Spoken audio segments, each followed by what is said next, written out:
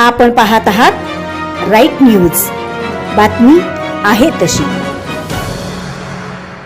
तासगाव तालुक्यामधील चिंचणी येथे मध्यरात्री Alto motor कालव्यात कोसळून झालेल्या दुर्घटनेत एकाच कुटुंबातील 6 जणांचा मृत्यू झाला आहे, तर एक महिला गंभीर जखमी झाली असून तिच्यावर जवळच्या रुग्णालयात उपचार चालू आहेत।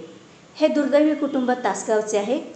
तासगाव मणेराजुरी मार्गावर चिंचणी हद्दीत मध्यरात्री 12:30 वाजण्याच्या सुमारास एक अल्टो मोटार ताकारी सिंचन योजनेच्या कालव्यात कोसळून भीषण अपघात झाला। या अपघातात मयत झालेल्यांमध्ये 3 लहान मुलांचा समावेश आहे। मृतांमध्ये राजेंद्र जगन्नाथ पाटील वय वर्ष 60, सुजाता राजेंद्र पाटील वय वर्ष 55, प्रियंका अवधूत खराडे वय वर्ष 30 राहणार बुधगाव यांच्यासह ध्रुवा, कार्तिकी आणि राजवी यांचा समावेश असून स्वप्नाली विकास भोसले वय वर्ष 30 ही महिला गंभीर जखमी झाली आहे। तिला उपचारासाठी रुग्णालयात दाखल करण्यात आले आहे। आज पोलीस स्टेशन तासगाव हद्दीमध्ये अतिशय दुःखद घटना घडली आहे। यामध्ये राजवी विकास भोसले ह्या मुलीचा काल वाढदिवस होता कोळवे या ठिकाणी कवठे महांकाळ तालुक्यामध्ये। तिचा वाढदिवस साजरा करण्यासाठी तिचे नातेवाईक, आजी आजोबा, तिची मावशीचे 2 मुली असे 5 जण काल वाढदिवस साजरा करण्यासाठी गेले होते।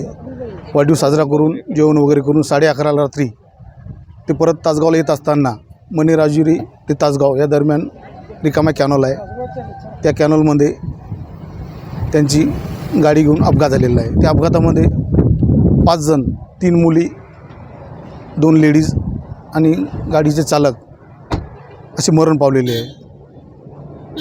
याबाबतची माहिती आम्हाला सकाळी 6:00च्या दरम्यान कळाली। आम्ही तात्काळ स्पॉटवर व्हिजिट दिली। लोकांच्या मदतीने 5च्या 5 बॉड्या बाहेर काढल्या, त्यांना तासगाव हॉस्पिटलला भरती केले। पुढील उपचार त्यांच्यावर पुढील कारवाई करत आहे। तसेच यातील एक जखमी जी महिला आहे ती लाईफ हॉस्पिटल या ठिकाणी ती उपचार घेत आहे। बाकी 5 बॉड्यांचं कारवाई आम्ही करत आहे। डॉक्टर लोक PM वगैरे त्यांचं सुरू आहे। आम्ही सुद्धा पुढील कारवाई करत आहे। अपघात कशामुळे झाला? अपघात परत निदर्शनास येते की यातील गाडी चालक आजोबा मुलीचे हे झोपेमुळेच तो अपघात झालेला आहे आणि रिकामा कॅनॉल असल्यामुळे डायरेक्ट गाडी त्यामध्ये जाऊन पडली आणि रात्रीचा वेळ असल्यामुळे कोणी मदतकार्य किंवा इतर कोणी त्यांना मदतीसाठी मिळालं नाही, त्यामुळं ब्लडिंग वगैरे आणि या कारणामुळे तो अपघात झालेला आहे आणि त्यात 5 जण मरण पावलेले आहे। त्यामध्ये 3 मुली आणि 2 लेडीज आणि 1 जेंट्स असे 5 जण मरण पावलेले आहेत। पोचला त्यावेळी काय परिस्थिती होती? जेव्हा आम्ही पोचलो तेव्हा गाडी पलटी मारलेलीच होती। गाडीनं 2-4 चाके गाडीचे वरती होते।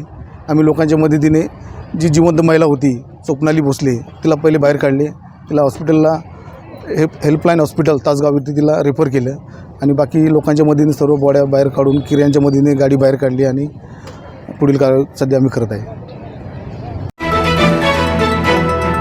आपण पाहत आहात राईट न्यूज, बातमी आहे तशी।